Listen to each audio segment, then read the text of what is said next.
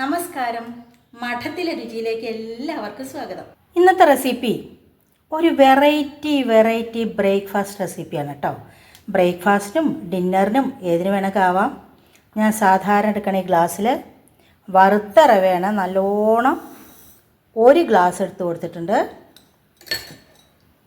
അതേപോലെ തന്നെ അതിൻ്റെ കൂടെ ഈ എൻ്റെ വലിയ കുഴിക്കൈയിൽ ഒരു 3/4 കുഴിക്കൈയിൽ നല്ല കട്ട തൈര് കേട്ടോ. ഇനി ഇതിലേക്ക് ആവശ്യമായ ഉപ്പ്,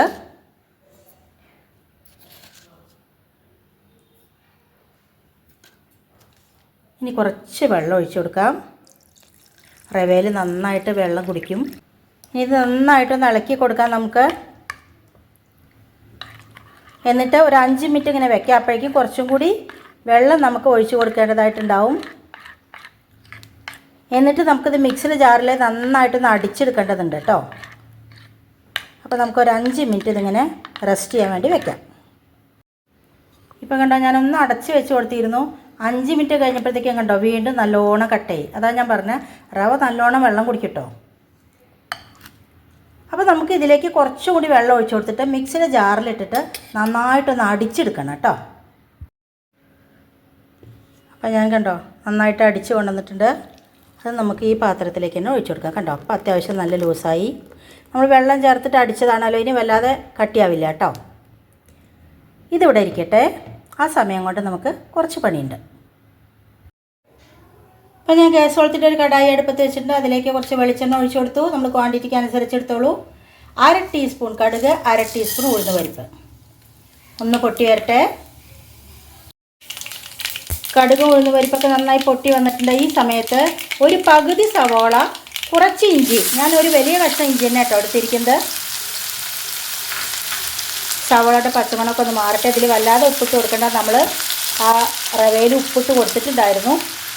എന്നാലും നമുക്ക് ഇത് പെട്ടെന്ന് ആയി കിട്ടാനുള്ള ഒരു 1/4 ടീസ്പൂൺ ഉപ്പ് അത്ര ഇട്ട് കൊടുക്കാം. ഇനി ഒന്നതിൻ്റെ ആ പച്ചമണ്ണ് മാറട്ടെ കേട്ടോ. ബ്രൗൺ കളർ ആവുമൊന്നും വേണ്ട. അപ്പോൾ സവാളയുടെ പച്ചമണ്ണൊക്കെ ഒന്ന് മാറിയിട്ടുണ്ട്. ഈ സമയത്ത് ഒരു വലിയ ക്യാരറ്റായിരുന്നു അതിൻ്റെ പകുതി, അതുപോലെ തന്നെ 2 പച്ചമുളക്, കുറച്ച് കറിവേപ്പില, ഗ്രീൻ പീസൊക്കെ ഉണ്ടെങ്കിൽ ഇടാം കേട്ടോ. അതുപോലെ തന്നെ നമുക്ക് കൊത്തമര ഇതിൽ ചെറുതായിട്ട് അരിഞ്ഞ് ചേർക്കാം, ബീൻസ് ചേർക്കാം. പക്ഷേ ഞാൻ വളരെ സിമ്പിളായിട്ടുള്ളതാണ് കാണിക്കുന്നത്. ഇവിടെ ഉള്ള പച്ചക്കറി വെച്ചിട്ട് ക്യാരറ്റ് ഉണ്ടായിരുന്നു, ഒരു വലിയ ക്യാരറ്റ് ഉണ്ടായിരുന്നു. അതിനൊരു പകുതിയാണ് എടുത്തിരിക്കുന്നത്, ചെറുതാക്കി അരിഞ്ഞതാണ്. ഇനി ഇതിലേക്ക് നമുക്ക് ഒരു 1/4 ടീസ്പൂൺ മഞ്ഞൾപ്പൊടി ഇട്ട് കൊടുക്കാം.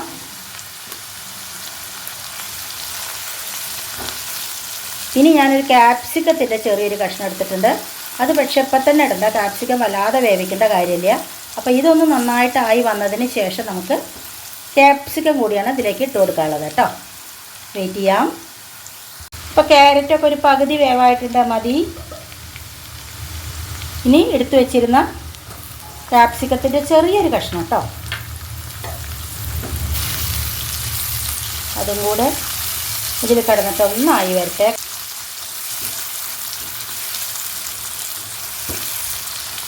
ഒരു 2 മിനിറ്റ് മതി കേട്ടോ, മതി. ഞാൻ ഗ്യാസ് ഓഫ് ചെയ്ത് കൊടുക്കുകയാണ്. ഇനി നമുക്ക് ഇതിൽ നിന്ന് നന്നായിട്ട് ഒരു ചട്ടം കൊണ്ട് ഊറ്റിക്കഴിഞ്ഞതിന് ശേഷം നമുക്ക് നമ്മുടെ മാവിലേക്ക് ഇട്ട് കൊടുക്കാം കേട്ടോ. അപ്പം നമുക്ക് നന്നായിട്ട് ഊറ്റിയതിന് ശേഷം ഇതിൽ കുറച്ച് എണ്ണ ബാക്കി ഉണ്ടായിക്കോട്ടെ. എനിക്കിപ്പോൾ ഒരു മെഴുക്ക് വരട്ടി ഉണ്ടാക്കണം. അപ്പോൾ അതിലേക്ക് ഞാൻ എടുത്തുകൊണ്ട് ഇനിയിപ്പോൾ മെഴുക്ക് വരട്ടിക്ക് ഈ കഷ്ണങ്ങൾ കുറച്ച് പെട്ടാലും കുഴപ്പമില്ല. കേബേജ് മെഴുക്ക് വരട്ടിയാണ്.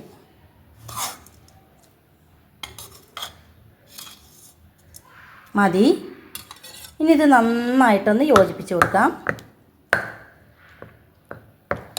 നിങ്ങൾ എന്തായാലും ഒരു പ്രാവശ്യം ഇങ്ങനെ ഉണ്ടാക്കണം കേട്ടോ. ഇത് ദോശക്കല്ലിൽ ഒഴിച്ചു കൊടുക്കാം നമുക്ക്, പക്ഷെ നമ്മൾ കുറച്ച് ഡിഫറെൻ്റ് ആയിട്ടാണ് ചെയ്യുന്നത്.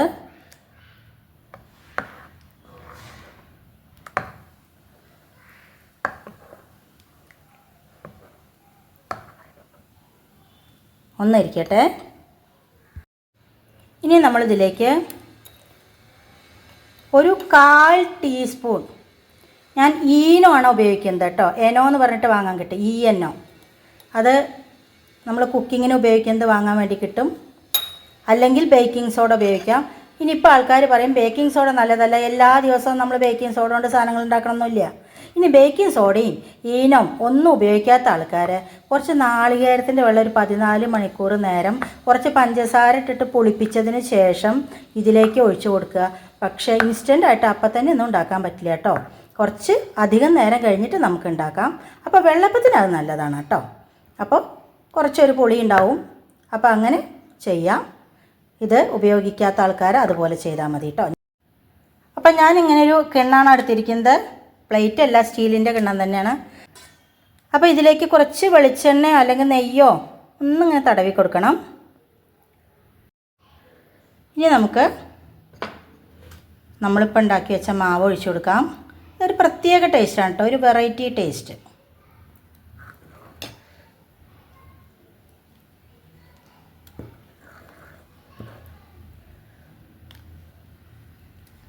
ഫുള്ളാക്കേണ്ടതില്ല, കാരണം കുറച്ച് പൊങ്ങി വരും.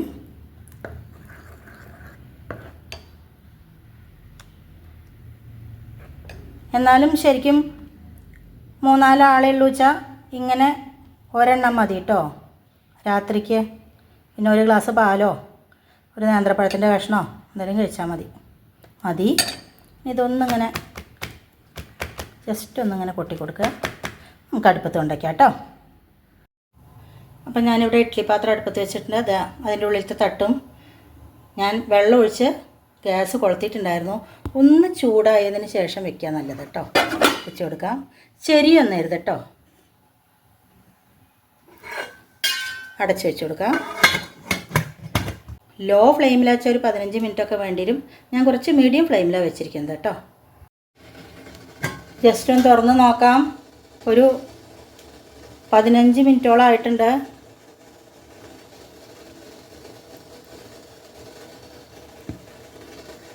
ഇങ്ങനെ ഒരു പപ്പടം കുത്തിയോ അല്ലെങ്കിൽ ഇങ്ങനെ കൂർത്തൊരു കത്തി എടുത്തിട്ട് നമുക്ക് അയിണോ നോക്കാം. വെന്തിട്ടുണ്ട്. ഒന്ന് അടച്ച് വയ്ക്കാം. എന്നിട്ട് നമുക്ക് ഗ്യാസ് ഓഫ് ചെയ്ത് കൊടുക്കാം കേട്ടോ.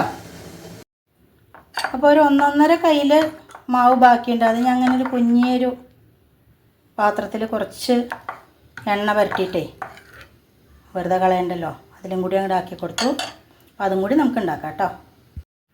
അപ്പം ഞാൻ ആ കത്തി വെച്ചിട്ട് കുത്തിയപ്പോൾ ചെറുതായിട്ടൊന്നിങ്ങനെ കുഴപ്പമില്ല, നന്നായി കിട്ടിയിട്ടുണ്ട്. അപ്പം നമ്മളുടെ ഒരു ചെറുത് അടുപ്പത്ത് കൊണ്ട് ഇരിക്കുന്നുണ്ട്, അത് മുറിക്കാം കേട്ടോ. ഞാനൊരു കഷ്ണം ടേസ്റ്റ് ചെയ്യാൻ വേണ്ടി എടുത്തതാട്ടോ. അടിപൊളിയായിട്ടുണ്ട്. ഇനി നമുക്ക് അടുപ്പത്തുള്ള കൂടി എടുക്കണം. അപ്പോൾ കണ്ടോ, നമ്മുടെ ചെറിയ പാത്രത്തിൽ ഉണ്ടാക്കിയത് കേട്ടോ, നല്ല പെർഫെക്റ്റായി കിട്ടിയിട്ടുണ്ട്.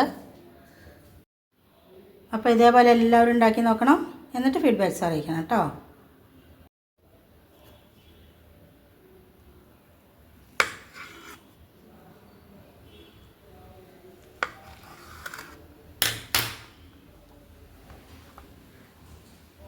കണ്ടോ എന്തൊരു സോഫ്റ്റാന്ന് നോക്കൂ. അപ്പോൾ ഇതുപോലെ എന്തായാലും ഉണ്ടാക്കി നോക്കൂ. അപ്പോൾ എല്ലാവരും കഴിച്ചോളൂ. അപ്പോൾ ഉണ്ടാക്കി നോക്കിയിട്ട് എന്തായാലും ഫീഡ്ബാക്ക്സ് അറിയിക്കണം. മറ്റൊരു പുതിയ വീഡിയോ ആയിട്ട് നാളെ കാണാം. അതുവരേക്ക് ബൈ.